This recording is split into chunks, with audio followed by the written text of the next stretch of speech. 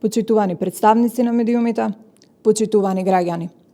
Заев, Филипче и Николовски дозволиле 2000 тони пченица и јачмен во вредност близу 800.000 евра од државните стокови резерви да се најдат на црн пазар на една соседна држава.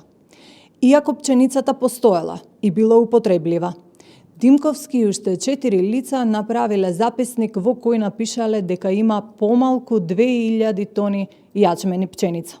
А овој записник Заев, Филипче и Николовски без никакви проверки го заклучиле на владина седница.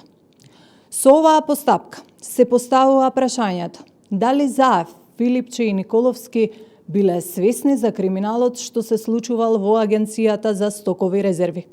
Дали Димковски за овој криминал, кој е проценет на близу 800.000 евра, добил дозвола и насока од страна на Заев, Филипче и Николовски. Дали ова трио добило еднаков процент и затоа сега Димковски ке лежи за овие тројца? Затоа ли од страна на СДС толку се гласни за земјоделството? Затоа што знаат каков криминал имаат направено. Почитувани граѓани, владењето на СДС со државата изобилува со криминални и коруптивни методи. Наместо државата да има стокови резерви, тие најверојатно завршувале на црните пазари во една соседна држава, продавајќи ги за енормно повисоки цени.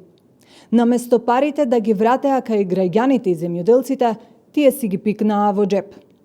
Правда и одговорност мора да има и од првиот ешалон на тогашната власт. Ви благодарам.